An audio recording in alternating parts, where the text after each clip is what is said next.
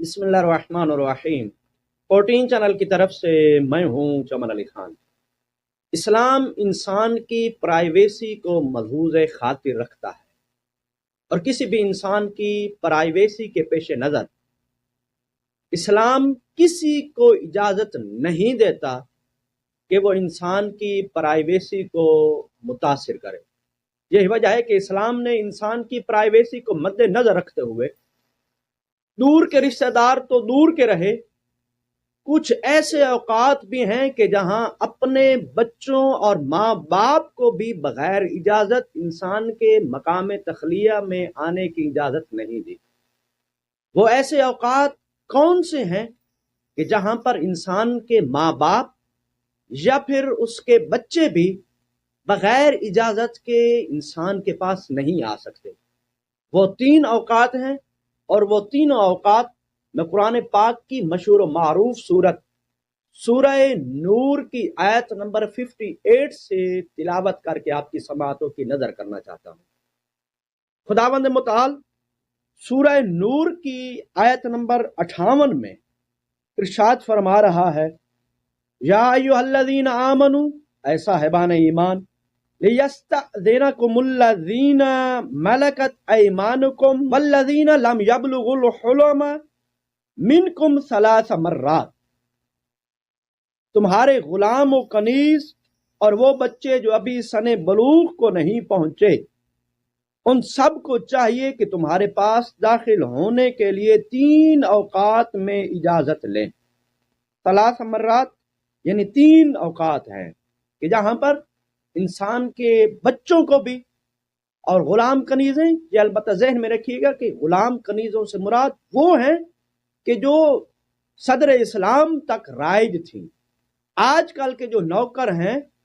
یا نوکرانیاں ہیں، ان پر یہ غلام اور کنیزوں کے احکامات لاگو نہیں ہوتے، بلکہ یہ ہر صورت میں یہ غلام و کنیز کے دائرے سے باہر ہیں۔ غلام و کنیز کو جو قربتیں حاصل تھیں وہ ان کو کسی صورت میں حاصل نہیں ہو سکتی۔ یہ ہر صورت میں، چاہے وہ نوکر ہوں چاہے نوکرانیاں ہوں، ان پر وہی احکامات لاگو ہوں گے جو دہلیز کے باہر کے لوگوں پر، اجنبیوں پر لاگو ہوتے ہیں۔ اللہ فرماتا ہے 3 اوقات، وہ 3 کون کون سے ہیں؟ نمبر 1، من قبل صلاۃ الفجر، نماز فجر سے پہلے۔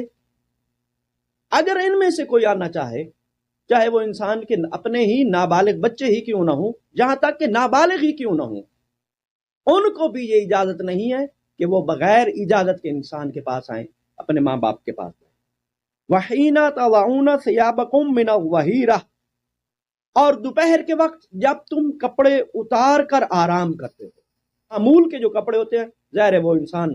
اتار کے، اور جو آرام کے کپڑے ہوتے ہیں وہ پہن لیتا ہے۔ وَمِن بَعْدِ صَلَاةِ الْعِشَاء، اور نماز عشاء کے بعد۔ فرمایا ثلاث عورات لکم، یہ 3 اوقات پردے کے ہیں۔ لیس علیکم ولا علیہم جناح بعدہن، اس کے بعد تمہارے لیے یا ان کے لیے کوئی حرج نہیں ہے کہ ایک دوسرے کے پاس چکر لگاتے رہو۔ اب میں آیت کے اسی حصے پر اکتفا کرتے ہوئے آیت کے اس حصے کی تفسیر میں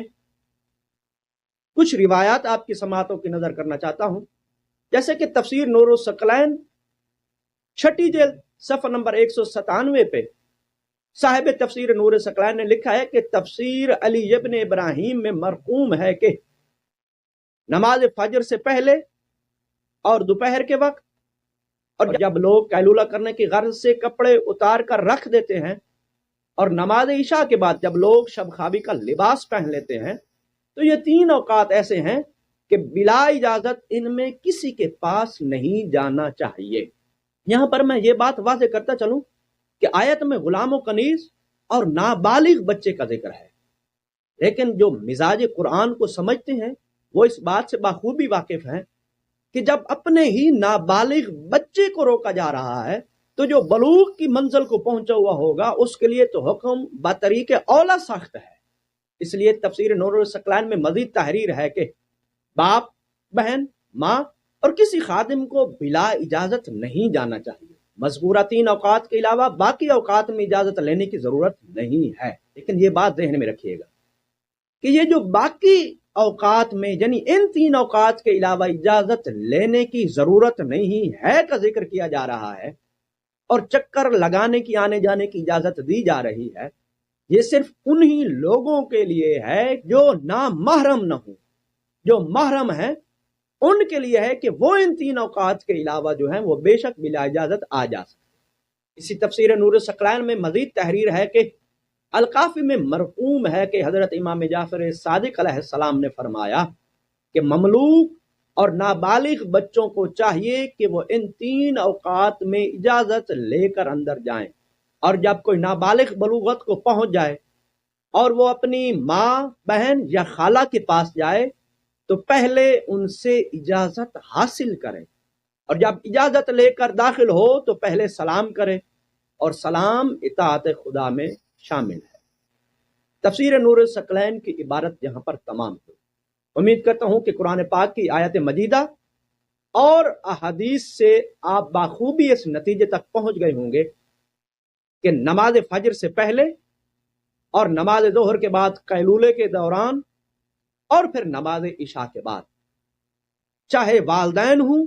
چاہے بچے ہوں، چاہے بہن بھائی ہوں، انہیں ایک دوسرے کے کمروں میں بغیر اجازت نہیں جانا چاہیے۔ جب کمرے میں موجود افراد اجازت دیں تو تب انہیں کمرے میں جانا چاہیے۔ والسلام علیکم ورحمۃ اللہ